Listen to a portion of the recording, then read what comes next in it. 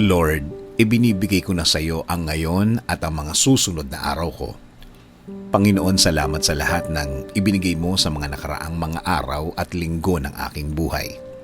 Sa proteksyon mo, sa mga blessings mo, sa mga answered prayers ko. Salamat, salamat Panginoon. Alam po namin na kapakanan po namin ang una sa inyo bilang bahagi ng pagmamahal nyo sa amin, Lord. Salamat sa lagi kayong andyan. Salamat sa lagi niyong pag-alalay sa amin, lalo na sa mga tulong ninyo sa mga problema namin, Panginoon. Kaya Panginoon, ipinagkakatiwala po namin ang aming ngayon at mga darating na mga araw dahil alam namin, Lord, na kapag sa inyo nagtiwala, walang magiging problema kaming nakikita na darating. Kayo na po ang bahalang magprotekta sa amin. Iiwas niyo po kami, Panginoon, sa mga problemadong sitwasyon at mga problemadong mga tao, Lord. Kasi Panginoon, kung kami lang po ang gagawa nito, hindi po namin ito kakayanin.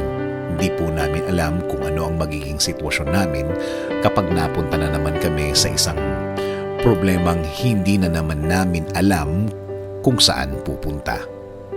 At alam din po namin, Panginoon, na itong mga bagay na ito ay nagawa niyo na po ito sa aming mga buhay, kaya naniniwala po kami na magagawa niyo ito ulit at diretso na kaming poprotektahan. Panginoon, kasama na po ng aming pamilya.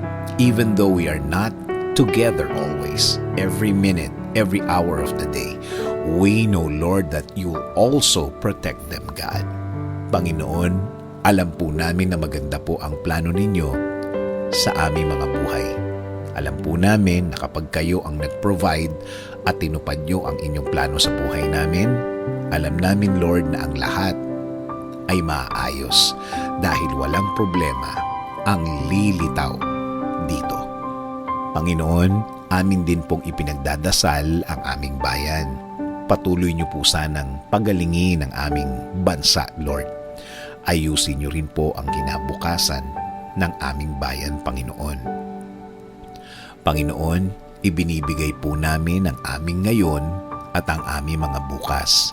Maniniwala at magtitiwala po kami sa inyong pagmamahal at patuloy kaming nasa ilalim ng inyong kapangyarihan, Panginoon. Kaya patuloy po ang aming paanyaya na pasukin niyo, Lord, ang aming mga buhay. In Jesus' name we pray. Amen. Sabi nga sa Psalm 28:7, "The Lord is my strength and my shield. In Him my heart trusts, and I am helped. My heart exults, and with my song I give thanks to Him."